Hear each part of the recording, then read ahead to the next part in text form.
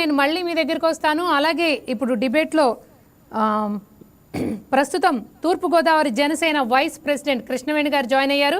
కృష్ణవేణి గారు, ఈరోజు జరిగిన వివాదం మీకు తెలుసు కదా, పిఠాపురంలో ఏం జరిగిందో. ఆ గొడవ అసలు ఎందుకు జరుగుతుంది? ఇది ఫస్ట్ టైం కాదు. పార్టీ అధికారంలోకి వచ్చిన దగ్గర నుంచి కూడా గొడవలు జరుగుతూనే ఉన్నాయి. ఏంటి ఈరోజు గొడవకి కారణాలు ఏంటని మీరు అనుకుంటున్నారు? ఏం జరుగుతోంది పిఠాపురంలో? అనుష గారు నమస్తే అండి. మీకు ఐకే టీవీ వీక్షకులకి మరియు అజయ్ గారికి ఇతర ప్యానలిస్టులకు కూడా నమస్కారం అండి. మేడం, ఎవరు ఎన్ని చెప్పినా సరే గాని మా అధినేత జనసేన పార్టీ అధినేత కూటమి కూర్పు కోసం, ఆంధ్రప్రదేశ్ రాష్ట్ర భవిష్యత్తు కోసం ఏ విధంగా పనిచేశారన్నది ప్రజలందరికీ తెలుసండి. అంటే 2024లో ఆయన సొంత క్యాడర్ నుంచి మాటలు పడ్డారు, ప్రతిపక్షం నుంచి మాటలు పడ్డారు.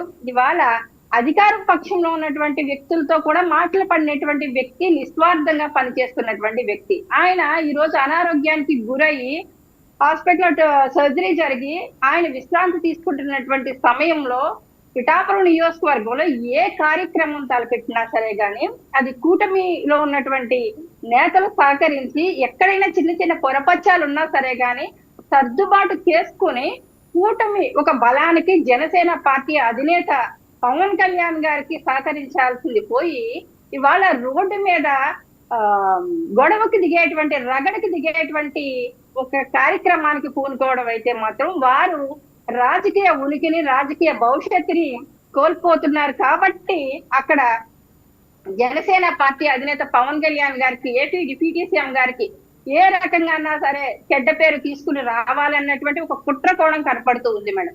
అంటే కృష్ణవేణి గారు ఒక విషయం స్పష్టంగా చెప్పండి. ఈ రోజు జరిగిన ప్రభుత్వ కార్యక్రమంలో అసలు వర్మ గారు ప్రశ్నించింది అధికారుల్ని. ఆయన అధికారులపై ఆగ్రహం వ్యక్తం చేస్తే ఎందుకు గొడవ జరిగింది?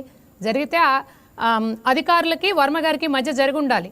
కానీ ఇక్కడ జనసేన కార్యకర్తలకి, టీడీపీ కార్యకర్తలకి మధ్య ఎందుకు జరిగింది? అసలు దాడి చేయబోయారు వర్మ గారి మీద, ఎందుకు జరిగిందని మీరు అనుకుంటున్నారు? మేడం, ఇక్కడ క్లారిటీ ఇస్తానండి మీకు. ఇక్కడ ప్రతిదీ కూడా జరుగుతున్నటువంటి రగడ కావచ్చు, గొడవ కావచ్చు వర్మ గారికి మధ్య, అలాగే జనసేన నాయకుల మధ్య తప్ప ఇక్కడ కార్యకర్తల మధ్య కాదండి. టీడీపీ కార్యకర్తలు ఎప్పుడు కూడా పవన్ కళ్యాణ్ గారు కార్యక్రమాలకు కానీ, పవన్ కళ్యాణ్ గారు చేసేటువంటి ఏ కార్యక్రమానికి కూడా వారు సహకరిస్తున్నారే తప్ప ఎక్కడా కూడా టీడీపీ కార్యకర్తల నుంచి వ్యతిరేకత లేదు. వర్మ గారి అనుచరులు ఎవరైతే ఉన్నారో వాళ్ళని కార్యకర్తలుగా చూపిస్తూ ఏ రకంగా అంటే గతంలో ఆయనకి సీటు రాలేనటువంటి పరిస్థితుల్లో ఏ రకంగా గౌరవ ముఖ్యమంత్రి గారిని, వారి భార్యని, అలాగే నారా లోకేష్ గారిని బండ బూతులు తిట్టినటువంటి పరిస్థితి, అది బయట సోషల్ మీడియాలో కూడా వైరల్ అవుతున్నటువంటి పరిస్థితి. ఒక సీట్ కోల్పోతే అక్కడ ఏ రకంగా తిట్టారన్నది, అంటే వర్మ గారి విషయంలో ఆయన రాజకీయ చరిష్మాని కోల్పోతున్నాము అంటే ఇక్కడ పార్టీని అడ్డు పెట్టుకొని వర్మ గారు ఆడుతున్నటువంటి ఒక జగన్ నాటకంగా కనిపిస్తూ ఉందండి. అది కూడా అధిష్టానంలో పెద్దలు ఆలోచించాలి. ఎందుకంటే ఇవాళ మా అధినేత జనసేన పార్టీ అధినేత పవన్ కళ్యాణ్ గారు పోటీ చేసిన దగ్గరే అడుగడుక్కి కృష్ణవేణి గారు ఒక మాట స్పష్టంగా చెప్పండి. అంటే ఇదంతా ఈ గొడవలన్నీ కూడా మాజీ ఎమ్మెల్యే అయినటువంటి వర్మ గారి వల్లే జరుగుతున్నాయని మీరు అంటున్నారా? Yes madam. ఏంటంటే ఇక్కడ టీడీపీ కార్యకర్తలను, లేకపోతే అక్కడ యువ నాయకులను, లేకపోతే తెలుగు మహిళలను తీసుకొచ్చి మాట్లాడడం అనేది కరెక్ట్ కాదు. ఎందుకంటే టీడీపీ కార్యకర్తలు ఎక్కడికక్కడ సహకరిస్తూ ఉన్నారు.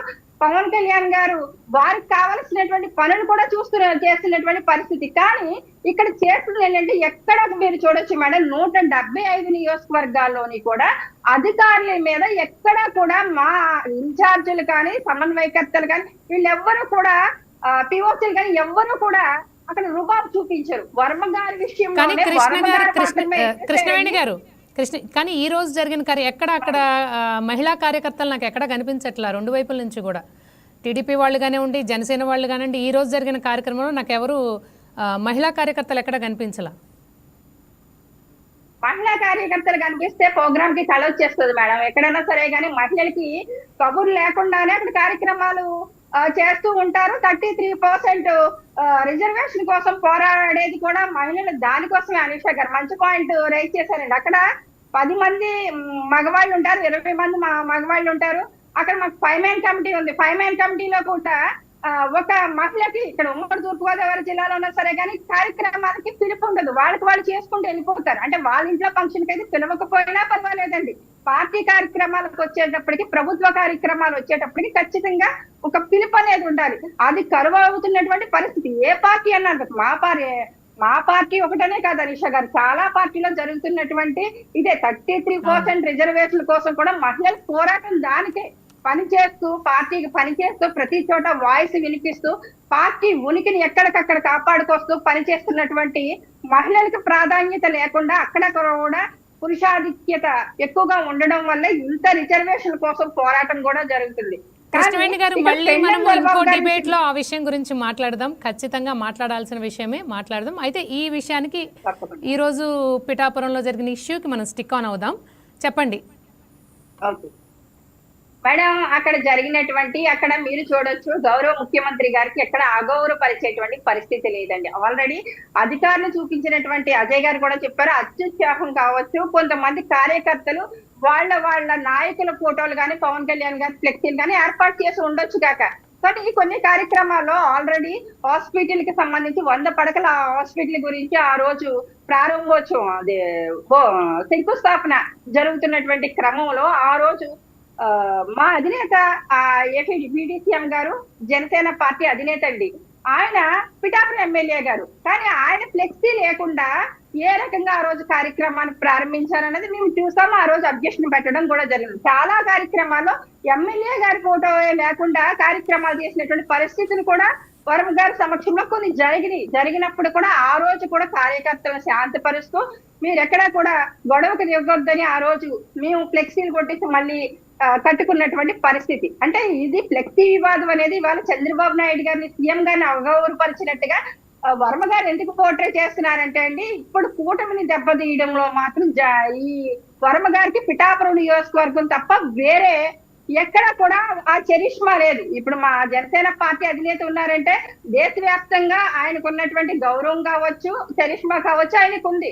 ఆంధ్రప్రదేశ్ లో ఏ మూలకెళ్ళినా ఆయనకున్న చరిష్మా వేరుగా ఉంటది. కానీ వర్మ గారికి పిఠాపురం దాటితే చరిష్మా లేదు. కాబట్టి పిఠాపురంలో కూడా అసలు చరిష్మానే లేదు. ఆ రోజు టీడీపీ పార్టీ టికెట్ ఇవ్వలేదని ఆయన కన్నీటి పర్యంతం అవ్వడంతో పిఠాపురం నియోజకవర్గ ప్రజలు జాలిపడి గెలిపించినటువంటి పరిస్థితి. మరి ఇదే టీడీపీ పార్టీ నుంచి సపోర్ట్ ఉంది. 2019కి వచ్చేసరికి టికెట్ ఇచ్చారు. వర్మ గారు సొంత చరిష్మా ఉంటే పెండెం దర్బాబు గారి మీద ఎందుకు ఓడిపోయి ఉంటారండి?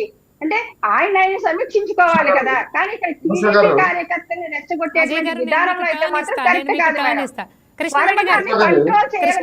బాధ్యత ఉంది సార్. కృష్ణవేణి గారు, మళ్ళీ నేను మీ దగ్గరికి వస్తాను. రాజకీయ విశ్లేషకులు